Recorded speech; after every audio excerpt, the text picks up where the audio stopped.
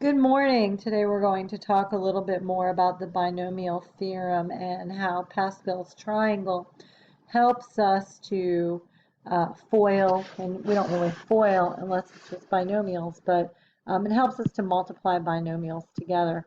So binomial theorem is based on a number pattern called Pascal's triangle, and so we looked at this yesterday. This was our warm-up. And you could look at this and figure out the next numbers by figuring out the pattern that's happening with the rows.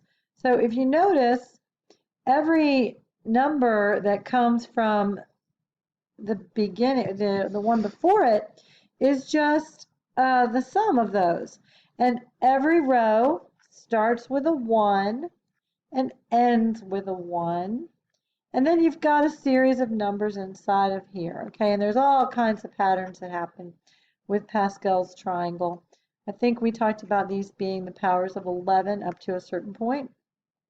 But the one thing that it does is you add these numbers together now, it's going to make the next row. So 1 and 2 is going to make 3, 2 and 1 make 3, all right?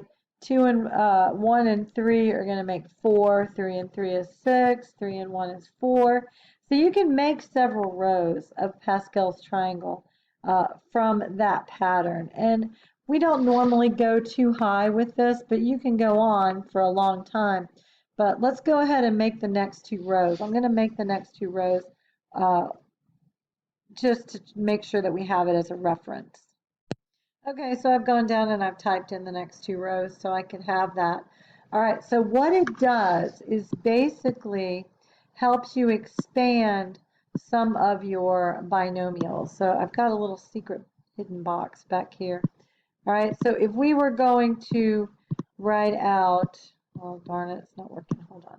All right, so if we were going to write out x plus y, let me just erase it. X plus y, and we were going to start squaring the whole quantity. Our binomials would be expanded so that this would become x, and then this would become xy. It's actually x squared, xy, and then this would be y squared. All right, so what you do is, let me just go ahead and I'll do it the way I usually do it. I take the first number and I write it in. And then I take the second number and write it in. That's a y. These look very much alike today. All right, and then what we do is we go and we start with the highest exponent. So the highest exponent's a 2. So we start with a 2, and then 1, and then a 0. And then we go backwards, 2 and 1, and then 0. And so when we're done, we end up with x squared, right? Because y to the 0 is just 1. And then we end up with a 2xy. And then we end up with a y squared. If you were going to go and FOIL that, x plus y times x plus y, that's what you would get. All right, and this works for any kind of expansion. So we could go all the way down here, and if you notice, the second number in each row matches the exponent.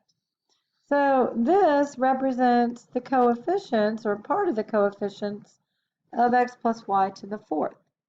All right, and we would fill in our x and our y, and our x and our y, and our x and our y each time. Now some of these are going to cancel out because they're going to be y to the 0, which we don't really count. And then because it's a 4, we go 4, 3, 2, 1, 0, and then 4, 3, 2, 1, 0. And then you go and you get x to the fourth plus 4x cubed y to the first plus 6x squared y squared plus 4x to the first y cubed plus y to the fourth. Now that's the easiest way to do it. We don't have any numbers in front of it, okay? So let's play around with this. Let's try this with x plus y to the fifth. So we go and we find that row that has a 6 as a second number, and we can fill in all the numbers. Now, I've tried doing it where we fill in the next one, we fill in the triangle last, and it didn't seem to go so well, so I'm going to fill in the triangle first. So let's fill in the row, 1, 6, oh gosh, I don't remember the next one. I think it's a 10, 15. All right, 15, 20, and then we start going back down again. Let's check and make sure, because I'm not sure all the time. 15, 20. Okay, good. All right, and then we fill in our x's and our y's. So you've got an x and a y, an x and a y,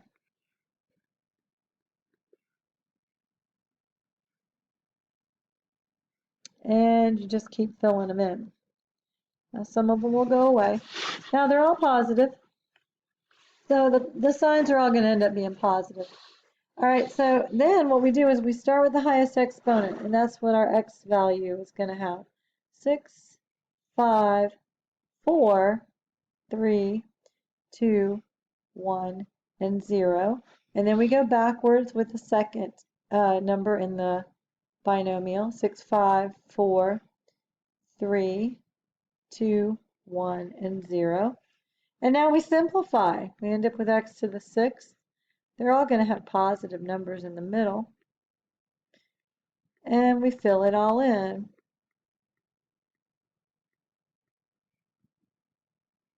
Okay. This is a little tedious, but it's better than multiplying and foiling and combining like terms and all that other good stuff. And I think I'm done. I hope I didn't make a mistake. I think it looks pretty, something's wrong. I forgot the cube. There we go. 6, 5, 4, 3, 2, 1. 6, 5, 4. Uh-oh, that should be a 4. All right, so go back and always check your exponents. I shouldn't have been talking. 6, 5, 4, 3, 2, 1. Good. All right, that's it. So if we went and multiplied all that out, this is what we would end up getting. All right, let's try it with some numbers in front of it. Okay, so we've got 3x plus 2y to the 4th. I'm going to save that because that's a little hard. Let's try this one. 2x minus y. I don't want to go all the way to the 6th power. We don't have room on the screen. Change that to a cube. All right, so let's go find the row that has 3. It's actually the 4th row in the binomial sequence here. So in Pascal's triangle. So we're going to go and find that, and it's going to be a 1 and a 3 and a 3 and a 1. Okay, now what we're going to do, and I'm writing really big, we're going to fill in a 2x, and you can fill in the negative y if you want. It gets a little tedious, or you can just put in the y. I'm going to show you a little shortcut for that.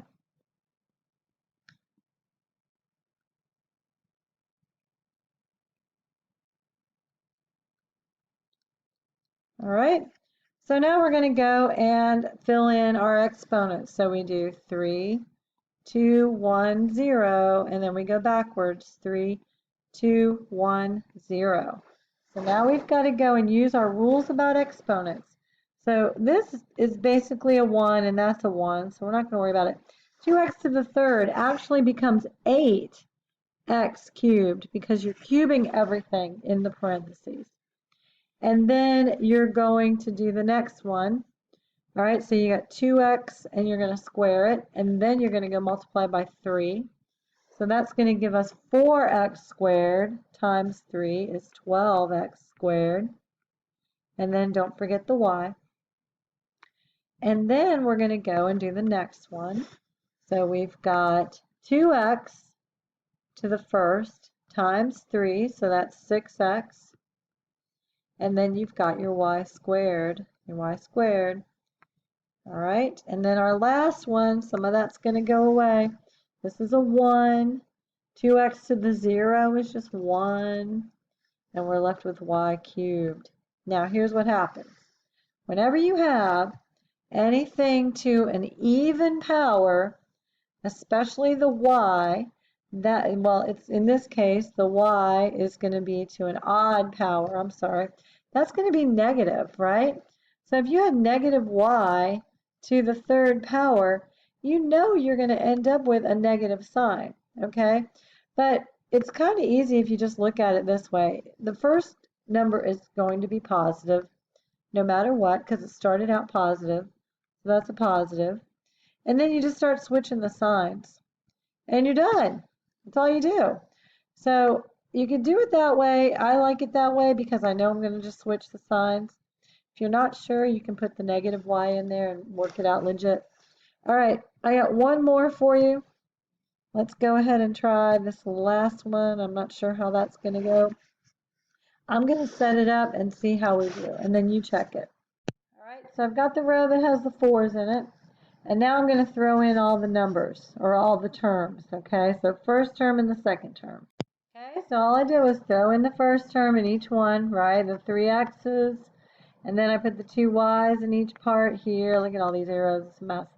All right, so now you're going to go and put your exponents in where they belong. So our highest exponent will be a 4. So we start with the first term, 4, 3, 2, 1, 0, and then go backwards, 4, 3, 2, 1, 0.